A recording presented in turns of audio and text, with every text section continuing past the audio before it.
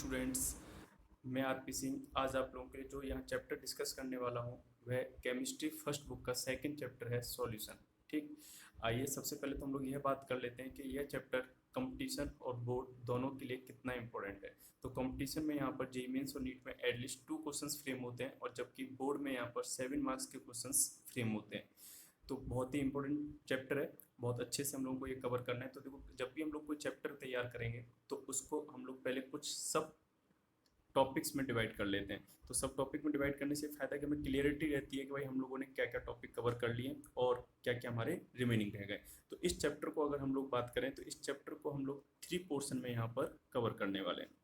3 portion में हम लोग इसे डिवाइड कर लेंगे। तो सबसे पहला रहेगा बेसिक टर्मोलॉजी ऑफ सॉल्यूशन। तो बेसिक टर्मोलॉजी ऑफ सॉल्यूशन के बारे में यहाँ बात होगी, जैसे कि सॉल्यूशन क्या होता है, होमोजीनियस मिक्सर क्या है, उसके बाद सॉल्यूट और सॉल्वेंट क्या है, यूनिवर्सल सॉल्वेंट किसे कहते हैं, ये सब चीज़ें यहाँ पर सीखेंगे। उसके साथ साथ कॉन्सेंट्रेशन की बात होगी, फिर रिप्रेजेंटेशन ऑफ कॉन्सेंट्रेशन यहाँ पर सीखेंगे। जब ये टॉपिक हम लोग का कवर हो जाएगा फिर उसके बाद हम लोग कवर करेंगे सॉल्युबिलिटी। सॉल्युबिलिटी जो होता है यह हिंदी में इसे कहते हैं विलेयता। तो पूरा डिटेल में यहाँ पर विलेयता के बारे में सीखेंगे कि भाई किसी भी गैस को द्रव में किस तरीके से हम लोग विलय कर रहे हैं, किसी ठोस को द्रव में किस तरीके से विलय कर रहे हैं और द्रव की द्रव में विलेयता क्या है, ये पूरा यहाँ पर डिटेल में कवर होगा। और थर्ड जो पोर्शन होगा वह रहेगा आपका colligative property, colligative properties of solution.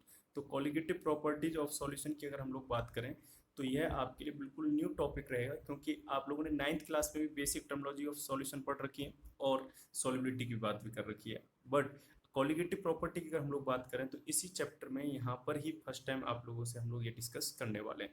That mean सबसे इंपॉर्टेंट चैप्टर का पोर्शन जो रहेगा वो थर्ड पोर्शन रहेगा और आपको बहुत अच्छे से इसे कवर करना है। तो सबसे पहले तो हमने यह सीख लिया कि इस चैप्टर में हम लोग क्या क्या कवर करने वाले हैं और आज के जो वीडियो है उसमें क्या क्या कवर करना है वो आपकी स्क्रीन पर है। आज के वीडियो में हम लोग यहाँ पर कवर करने वाले हैं सॉल्यूशन, पहले इसकी डेफिनेशन क्लियर करेंगे, फिर होमोजीनियस मिक्सर, फिर सॉल्वेंट और सॉल्यूट की डेफिनेशन क्लियर करेंगे, फिर टाइप्स ऑफ सॉल्यूशन, फिर concentration, after that representation of concentration, concentration को कितने तरीके से हम लोग रिप्रेजेंट कर सकते हैं, और फिर उसमें से कुछ मेथड हैं जो आज डिस्कस करेंगे और जो रिमेनिंग मेथड्स हैं उनको नेक्स्ट वीडियो में कवर करेंगे।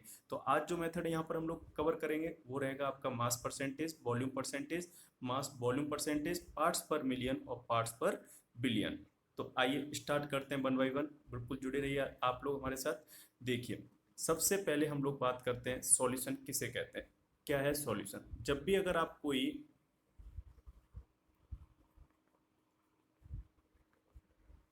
दो सब्सटेंस, एटलीस्ट आपके पास 2 सब्सटेंस होने चाहिए या फिर आप कह सकते हो कि 2 कंपाउंड होने चाहिए, बट ये एटलीस्ट मैंने बोला है, कम से कम 2 होने चाहिए, 2 से ज़्यादा भी हो सकते हैं। ठीक, तो अगर हमारे पास 2 यहाँ पर सब्सटेंस हम लोगों ने मिक्स कर दिए, जैसे हम लोग इनको मिक्स करेंगे तो मिक्स करने के बाद होमोजीनियस मिक्सर बनना चाहिए। कैसा मिक्सर बनना चाहिए?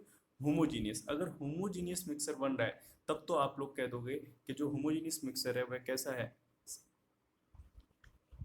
होमोजीनियस मिक्सर को हम लोग कहते हैं समांगी मिश्रण। ठीक, तो अगर होमोजीनियस मिक्सर अगर आपका तैयार हो गया तो आप लोग कह दोगे कि जो मिश्रण है उसे हम लोग विलयन कहेंगे, सॉल्यूशन कहेंगे। ठीक, अब हमारे ब्रेन में एक क्वेश्चन यहाँ पर ये अराइज होगा कि होमोजीनियस मिक्सर किसे कहते हैं, क्या है समांगी मिश्रण। ठीक, देखिए समांगी मिश्रण किसे कहते हैं। समांगी मिश्रण की अगर बात करें तो देखो, ऐसा मिश्रण जिसके प्रत्येक भाग का प्रतिशत संगठन व गुणधर्म समान होना चाहिए। तो इस चीज को हम लोग क्लियर करते हैं कि कैसे हम लोग कह रहे हैं कि प्रत्येक भाग का प्रतिशत संगठन व गुणधर्म समान होना चाहिए। मान लेते हैं कि कोई एक ये हमारे पास में क्या है, कंटेनर है और इस कंटेनर में यहाँ पर होमोजीनियस सॉल्यूशन भरा हुआ है। ठीक, अगर होमोजीनियस सॉल्यूशन या मिक्सर यहाँ पर भरा हुआ है तो यहाँ से हम लोगों ने सैंपल लिया 100 ग्राम का, 100 ग्राम का सैंपल हम लोगों ने लिया और ये जो सॉल्यूशन है हमारा, इसमें सॉल्यूशन में 2 कंपोनेंट है, एक है वाटर और यहाँ पर जो वाटर के अंदर जो डिजोल्व कर रखा है हम लोगों ने वो शुगर कर रखा है। ठीक है, तो जब हमने यहाँ पर 100 ग्राम का जो सैंपल लिया है उसमें 90 ग्राम तो हमको क्या मिल रहा है, वाटर, और 10 ग्राम हम लोगों को क्या मिल रहा है यहाँ पर, शुगर। तो यहाँ पर हम लोगों का जो परसेंटेज है वाटर का वो कितना है, 90%, और जबकि शुगर का जो परसेंटेज है वो कितना है, 10%। अब हम लोगों ने फिर सैंपल यहाँ से भरा और फिर से हमने 100 ग्राम का सैंपल लिया है, उसमें भी वाटर का जो हमारा परसेंटेज है वो कितना है, 90, और शुगर का जो परसेंटेज है वो कितना है, 10। ठीक। चलिए, तो जिससे हमें पता चला कि भाई दोनों जगह परसेंटेज क्या है, सेम आ रहा है। अगर दोनों जगह परसेंटेज सेम है तो हम लोग ये कह देंगे कि ये जो हमारा मिश्रण है ये कैसा है, समांगी मिश्रण है। तो आप लोगों को समांगी मिश्रण की डेफिनेशन क्लियर हुई कि उसके प्रत्येक भाग का प्रतिशत संगठन क्या होना चाहिए, समान होना चाहिए। अगर प्रत्येक भाग का प्रतिशत संगठन समान है तो ये बात भी कन्फर्म है कि उसके प्रत्येक भाग के गुणधर्म भी क्या होंगे, समान होंगे। तो अगर कोई आपसे समांगी मिश्रण की डेफिनेशन पूछे तो आप लोग बोल दोगे कि मिश्रण में जब प्रत्येक भाग का प्रतिशत संगठन व गुणधर्म समान हो तो ऐसे मिश्रण को हम लोग समांगी मिश्रण कहते हैं। तो ये देखो यहाँ पर डेफिनेशन लिखी हुई है समांगी मिश्रण की, कि ऐसा मिश्रण, समांगी मिश्रण की डेफिनेशन में लिखा हुआ है ऐसा मिश्रण जिसके प्रत्येक भाग, ऐसा मिश्रण जिसके प्रत्येक भाग का संगठन व गुणधर्म समान होते हैं क्या कहलाता है, समांगी मिश्रण कहलाता है। अब देखिए एक चीज और आप लोगों को बहुत अच्छे से क्लियर करनी है कि जब भी आप लोग मिश्रण तैयार करेंगे तो जो उसमें आप लोगों ने सब्सटेंस या फिर हम लोग कह सकते हैं कंपाउंड जो ऐड किए हैं वहां पर, वो कंपाउंड एक दूसरे से रिएक्ट नहीं करने चाहिए। अगर वे एक दूसरे से रिएक्ट कर जाते हैं, केमिकली रिएक्ट कर जाते हैं, तो फिर वो एक न्यू कंपाउंड फॉर्म कर लेंगे, और जब न्यू कंपाउंड फॉर्म हो जाएगा तो फिर हम उसे सॉल्यूशन नहीं कहेंगे। क्लियर है पॉइंट। तो यहाँ पर ये चीज भी आप लोगों को याद रखनी पड़ेगी कि जब दो या दो से अधिक पदार्थ जिनको हम लोग यहाँ मिला रहे हैं वो केमिकली एक दूसरे से रिएक्ट नहीं करने चाहिए। आइए अब हम लोग बात करते हैं कि जब भी हम लोग कोई विलयन तैयार करेंगे तो विलयन में कितने घटक हो सकते हैं, विलयन में कितने घटक हो सकते हैं। जैसे कि अभी हम लोगों ने एक सॉल्यूशन तैयार किया था और उस सॉल्यूशन में आप लोगों ने वाटर लिया था और उसके अंदर आप लोगों ने शुगर डिजोल्व कर दी थी।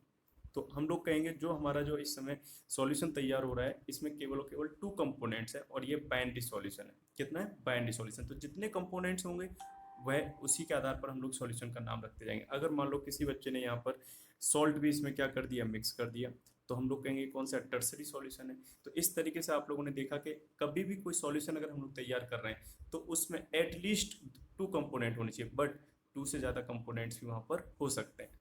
अब आप लोगों को इस चैप्टर में केवल और केवल हम लोग बाइनरी सॉल्यूशन के बारे में पढ़ाएंगे। किसके बारे में पढ़ाएंगे, बाइनरी सॉल्यूशन। तो यहाँ पर ये चीज़ क्लियर हो गई कि आप इस चैप्टर में क्या पढ़ने वाले हो, बाइनरी सॉल्यूशन। तो जब बाइनरी सॉल्यूशन होगा तो उसमें 2 कंपोनेंट होंगे, केवल और केवल 2 कंपोनेंट। 2 कंपोनेंट में से एक कंपोनेंट जो ज़्यादा क्वांटिटी में होगा उसे हम लोग विलायक कहेंगे, उसे हम लोग क्या कहेंगे, विलायक। और जो कम क्वांटिटी में होगा उसे हम लोग क्या कहेंगे, विलेय कहेंगे। क्लियर है पॉइंट। तो यहाँ पे अब 2 टर्म और आ गए हमारे लिए, एक विलायक और एक विलेय। तो विलायक को इंग्लिश में हम लोग सॉल्वेंट कहते हैं जबकि विलेय को इंग्लिश में हम लोग सॉल्यूट कहते हैं। तो बाइनरी सॉल्यूशन में 1 सॉल्वेंट और 1 सॉल्यूट होगा। पर अगर हम लोग बात करें इसके अलावा जितने भी अन्य सॉल्यूशन होंगे उन सभी सॉल्यूशन में एटलीस्ट आपके पास 1 क्या होना चाहिए, सॉल्यूट, और उसके बाद 1 क्या होना चाहिए, सॉल्वेंट। और एक से अधिक सॉल्यूट भी हो सकते हैं वहां पर। ठीक है, एक से अधिक सॉल्यूट भी हो सकते हैं, जैसे 2 सॉल्यूट हो सकते हैं, 3 सॉल्यूट या 4 सॉल्यूट, बट सॉल्वेंट हमेशा क्या रहेगा, 1 ही रहेगा। ठीक है, चलिए ये चीज क्लियर हुई आपको कि बाइनरी सॉल्यूशन किसे कहते हैं। अब हम लोग यहाँ पे जो टर्म है उनको क्लियर कर लेते हैं कि विलायक किसे कहते हैं और विलेय किसे कहते हैं। तो हमने बात करी थी विलायक की। तो विलायक कहा जाता है विलयन में उपस्थित वह घटक जो कि अधिक मात्रा में उपस्थित हो, उसे हम लोग क्या कहते हैं, विलायक। तो आप लोगों ने वाटर में शुगर को डिजोल्व किया है, वाटर में कैसे डिजोल्व किया, शुगर को। तो वाटर ज्यादा क्वांटिटी में था या फिर शुगर ज्यादा क्वांटिटी में थी, तो आप लोग कहोगे वाटर ज्यादा क्वांटिटी में था। अगर वाटर ज्यादा क्वांटिटी में तो दैट मीन्स वाटर हमारे लिए यहाँ पर किसकी तरह ट्रीट कर रहा है, एज ए सॉल्वेंट। और शुगर यहाँ पर कम क्वांटिटी में थी तो वह किसकी तरह ट्रीट कर रही है, एज ए सॉल्यूट। क्लियर है पॉइंट। आइए इसके साथ साथ यहाँ पर एक चीज और हम लोग कवर करते हैं कि जो हमारा विलायक है, सॉल्वेंट है जो हमारा, वो जनरली क्या होगा। तो जनरली अगर हम लोग बात करें तो आपके पास जो विलायक रहता है वो क्या रहता है, वाटर रहता है। आप लोगों को पता है कि वाटर में मैक्सिमम चीजें डिजोल्व हो जाती है, मैक्सिमम बोला है मैंने, सभी नहीं, मैक्सिमम। ठीक है, जितने भी हमारे पास विलायक हैं, जितने भी हमारे पास सॉल्वेंट हैं, उससे सबसे ज्यादा कोई चीजें डिजोल्व कर सकता है तो वह कौन है, वाटर है। ठीक, तो इसीलिए वाटर को हम लोग कॉमन सॉल्वेंट भी कह देते हैं। क्या कह देते हैं, वाटर को हम लोग कॉमन सॉल्वेंट। क्लियर है पॉइंट।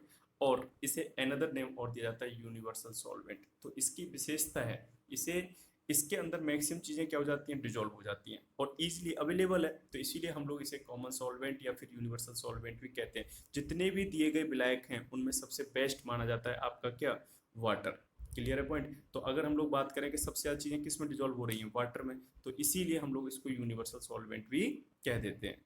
अब हमारे मन में अगला क्वेश्चन आएगा कि सर वाटर के अलावा और भी क्या कोई और ब्लैक की तरह ट्रीट लिया जा सकता है, ट्रीट कर सकता है? हाँ बिल्कुल, आप लोग CCl4 ले सकते हो, आप बेंजीन ले सकते हो, ठीक है, आप ईथर ले सकते हो। ये सब किसकी तरह ट्रीट करते हैं? एज ए ब्लैक की तरह, ठीक है, सॉल्वेंट की तरह। आप एल्कोहल ले सकते हो, तो ये भी आपके क्या है, ब्लैक है। तो अगर आपको कहीं पर भी ब्लैक का नाम आपको क्लियर नहीं कर रहा है क्वेश्चन में कि ब्लैक क्या है, तो बाय डिफॉल्ट आप किसे ब्लैक मानोगे? तो बाय डिफॉल्ट हम लोग वाटर को क्या मान लेंगे, ब्लैक एज ए सॉल्वेंट हम लोग ट्रीट करेंगे। अदरवाइज वो आपको स्पेसिफाइड करेगा कि भाई कोई चीज़ CCl4 में घुली गई है या बेंजीन में घुली गई है, ईथर या एल्कोहल, मतलब वहां पर वो आपको ब्लैक का नाम बताएगा। जब तक वो ब्लैक का नाम ना बताए तो आप लोग इनको अपनी तरफ से मत मानना, आप केवल और केवल किसको मानना, वाटर को। तो ये चीज़ क्लियर हो गई।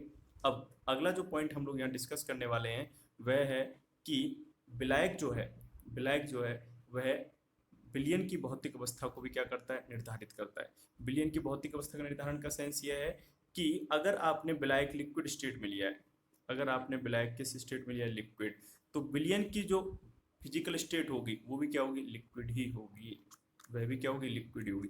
तो आइए इसका सबसे बेस्ट एग्जांपल ले लेते हैं हम लोग, जो हमारे पास अभी था। वाटर के अंदर हम लोगों ने किसको डिजोल्व किया था, शुगर को। तो वाटर की फिजिकल स्टेट क्या थी, लिक्विड, और शुगर की फिजिकल स्टेट क्या थी, सॉलिड। बट जो हमारा सॉल्यूशन तैयार हुआ है, जो हमारा सॉल्यूशन तैयार हुआ है, उसकी ओवरऑल फिजिकल स्टेट क्या है, उसकी ओवरऑल फिजिकल स्टेट अब भी लिक्विड है।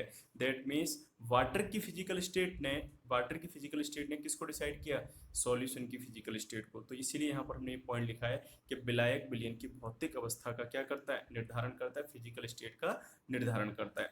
अब ब्लैक जो होंगे वो दो प्रकार के होंगे, या तो आपके पास ब्लैक के तौर पे जल होगा या फिर कोई अन्य ब्लैक होगा। अगर आपके पास ब्लैक के तौर पर जल है तो जो ऐसा विलयन तैयार होगा उस विलयन को हम लोग कहेंगे कि वह जलीय विलयन है। कैसा विलयन है, जलीय विलयन। तो देखो वे विलयन जिनमें ब्लैक के रूप में जल उपस्थित होता है उन्हें क्या कहते हैं, जलीय विलयन कहते हैं। तो अगर ब्लैक के रूप में जल नहीं है तो फिर उन्हें क्या कहेंगे, उनको हम लोग अजलीय विलयन कहते हैं, या इंग्लिश में नॉन एक्वस सॉल्यूशन भी कहा जाता है। दैट मीन्स जब ब्लैक के तौर पर जल का यूज न किया जाए तो उन्हें नॉन एक्वस सॉल्यूशन कहते हैं, और जब ब्लैक के तौर पर जल का यूज करें अगर हम लोग तो उसे क्या कहते हैं हम लोग, एक्वस सॉल्यूशन। तो आप लोगों को ये चीज़ क्लियर हो गई। ब्लैक से रिलेटेड जो भी पॉइंट्स थे वो हम लोगों ने यहाँ पर डिस्कस कर लिए। अब अगला बचा हमारा क्या, बिलियर, जिसे हम लोग कहते हैं सॉल्यूट। तो सॉल्यूट क्या है, देखो बिलियन में जो चीज़ कम मात्रा में घुली है, बिलियन में जो चीज़ कम मात्रा में है, उपस्थित है, उसी को हम लोग क्या कहते हैं, सॉल्यूट कहते हैं। या फिर आप लोग एक डेफिनेशन और दे सकते हो कि वह पदार्थ जिसे किसी अन्य पदार्थ में घोला जाता है विलेय कहलाता है। ठीक, अब विलेय की अगर हम लोग बात करें तो विलेय क्या करेगा, देखो किसी भी सॉल्यूशन का जो नाम होता है वो किसके आधार पर डिसाइड होता है, विलेय के आधार पर डिसाइड होता है। जैसे कहीं पर ये लिखा हुआ है H2SO4 विलियन, तो अब आपको ये डाउट होता है कि अब हमको कैसे पता चलेगा कि इसमें कौन विलायक है और कौन विलेय है। यहाँ पर तो ना तो विलायक का नाम स्पष्ट किया गया है और H2SO4 किसकी तरह ट्रीट कर रहा है ये हमें नहीं पता चल रहा है। तो देखो जैसे उसने लिखा H2SO4 बिलियन, तो यहाँ पर हमें ये चीज़ डिसाइड हो गई कि इस बिलियन का नाम है H2SO4, और H2SO4 यहाँ पर एज ए सॉल्यूट की तरह उपस्थित है, एज ए विलेय की तरह उपस्थित है। तो किसी भी विलियन का नाम जो जनरली डिसाइड करते हैं हम लोग किसके आप पर करते हैं, विलेय के आधार पर। किसके आधार पर, विलेय के आधार पर। अगर कहीं ये लिखा हुआ है यूरिया विलियन, तो आप लोग तुरंत समझ गए कि यूरिया यहाँ पर किसकी तरह ट्रीट कर रहा है, एज ए सॉल्यूट की तरह ट्रीट कर रहा है, एज ए विलेय की तरह ट्रीट कर रहा है। ठीक, चलिए तो ये बातचीत हो गई हमारी किसकी, विलेय की। अब जब हम लोग विलेय और विलायक दोनों के बारे में जान गए तो आप लोग को एक चीज़ और यहाँ पर याद रखनी है जो सबसे इम्पोर्टेंट है कि न्यूमेरिकल जब आप लोग सॉल्व करोगे तो वहाँ पर हमें कभी कभी क्या होता है, मास ऑफ सॉल्यूशन की जरूरत है। ठीक, और आपको mass of solution directly given नहीं है, या फिर मास ऑफ सॉल्यूट की जरूरत है और आपको mass of solute directly given नहीं है, या फिर मास ऑफ सॉल्वेंट की जरूरत है और मास ऑफ सॉल्वेंट आपको डायरेक्टली नहीं दिया गया। तो आप लोगों को यह रिलेशन याद रखना है कि डब्लू बिलियन जो विलियन का मास होगा वह ऑलवेज इक्वल टू होगा डब्लू विलायक प्लस डब्लू विलेय। ठीक, तो देखो यहाँ पर यह चीज़ बिल्कुल क्लियर है कि भाई अगर विलायक और विलेय दोनों के मास को ऐड कर दिया जाए तो जो टोटल मास होगा वो किसका मास होगा, विलियन का मास होगा। ठीक है, और यह है मास कंजर्वेशन लॉ के बिहाफ पर कि भाई मास को ना तो आप क्रिएट कर सकते हो ना ही क्या कर सकते हो, डिस्ट्रॉय कर सकते हो। तो ये चीज़ भी आप लोगों को क्लियर हो गई होगी। अब नेक्स्ट टॉपिक जो हम लोग यहाँ डिस्कस